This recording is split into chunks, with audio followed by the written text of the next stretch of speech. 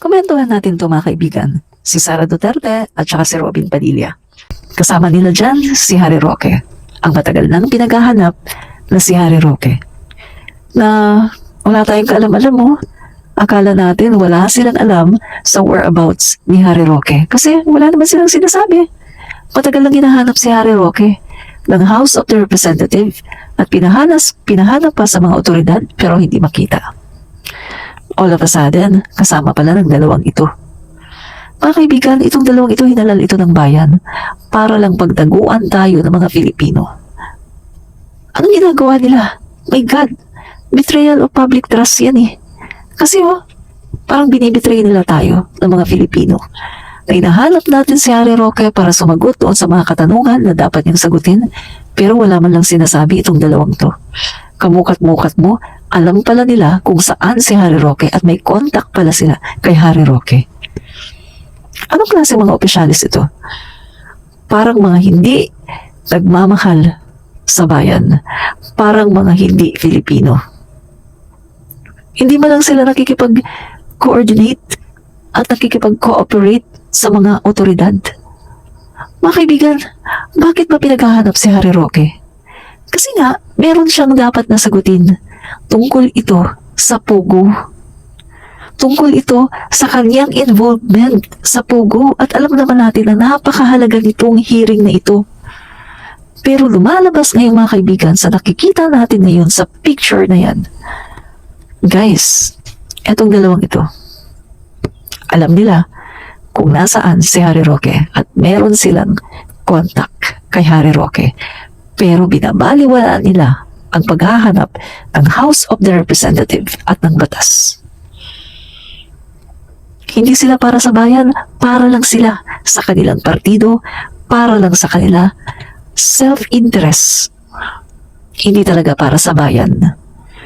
Guys, napakahalaga na masagot ni Harry Roque ang mga katanungan sa kanya dahil involved dito ang ating national security. Pogo ito guys hindi ito basta-basta. Pero itong dalawang ito, itinatago nila. Ang alam ko mga kaibigan na kahit di ako lawyer, ang alam ko mali yan eh. Sa batas natin, sa constitution natin, ang government official, dapat hindi ka nagtatago ng mga fugitive. Dapat hindi ka nagtatago ng mga kriminal. Dapat ay nakikipagtulungan ka sa mga otoridad. Remember, kung panahon na si Kibuloy ay hinuhuli, anong sabi ni Sara Duterte nung siya ay tinatanong? Kung alam ba niya kung nasaan si Kibuloy, anong sabi niya? Nasa langit na daw si Kibuloy. At ito namang si Robin Padilla, sumama din ito para harangin si General Torre. Kasama siya nung nag-hearing sa Davao. Para harangin si General Torre at pigilan si General Torre sa pagdidig doon sa loob ng KOJC para hindi makita si Kibuloy. So itong dalawang politiko na ito, nakalal ng taong bayan. Mga kaibigan, kung makikita natin yung kanilang mga aksyon ay hindi po para sa taong bayan, kundi para sa kanilang sarili.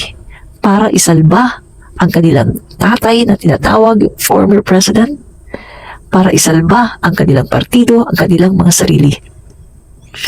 Self-interest. Yun ang nagmo-motivate sa kanila. Self-interest.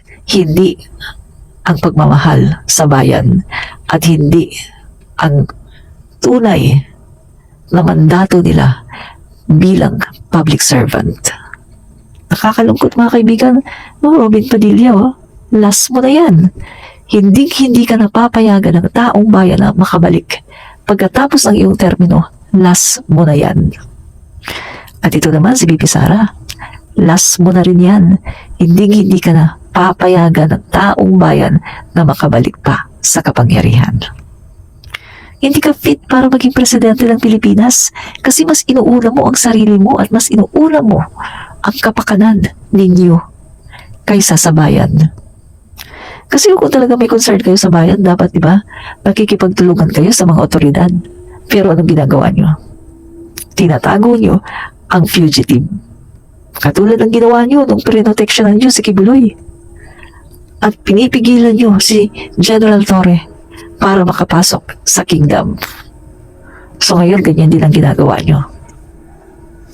Kakalungkot isipin dahil hinalal kayo ng taong bayan na supposed to be ang inyong loyalty ay hindi sa dating Pangulo kundi dapat ay sa Pilipinas at sa taong bayan.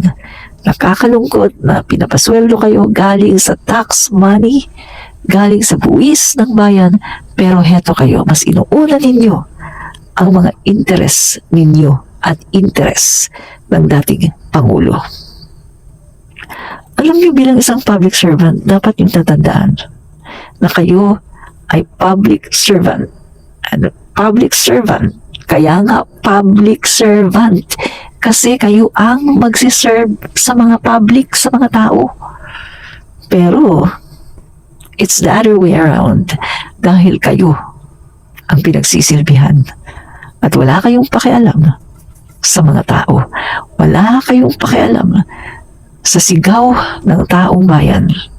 Basta gusto nyo, ipagtanggol nyo ang inyong kaalyado. Kakalungkot isipin. Kaya, Robin Padilla, last mo na yan. Hindi ka na makakaulit. Last mo na yan.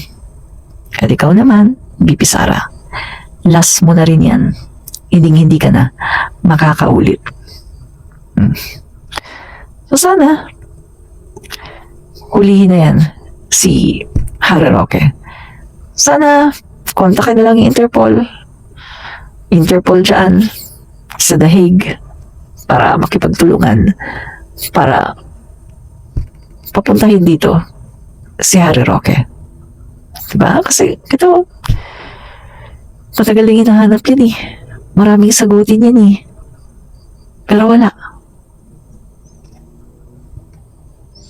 Hindi siya lumalabas. Nagtatago.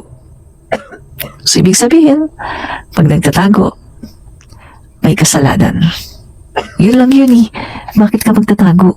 Kung wala ka naman kasalanan, hindi ka magtatago. Kung wala kang kasalanan, dapat sasagutin mo ang lahat ng katanungan sa'yo at ready ka kahit ano pa ang ibato sa iyong katanungan. Pabalik-balik tayo man ang lahat ng mga katanungan na yan, kayang-kaya mong sagutin yan kung alam mo na wala kang kasalanan. Kaya mga kaibigan, nakakadismaya, no? Nagkaroon tayo ng ganito, senador na ganito, at vice-presidente na gano'n. Yan. Nakakalungkot isipin. Pero sige na lang kasi nandiyan na sila eh. So, sa susunod na mga eleksyon, alam na natin, itong si Binoy, huwag na nating bigyan ng tsansa na makabalik ng Senado. At ito, si BP Sara, huwag nating bibigyan ng tsansa na maging Pangulo ng Pilipinas. Dahil sarili lang nila, self-interest ang kanilang prioridad.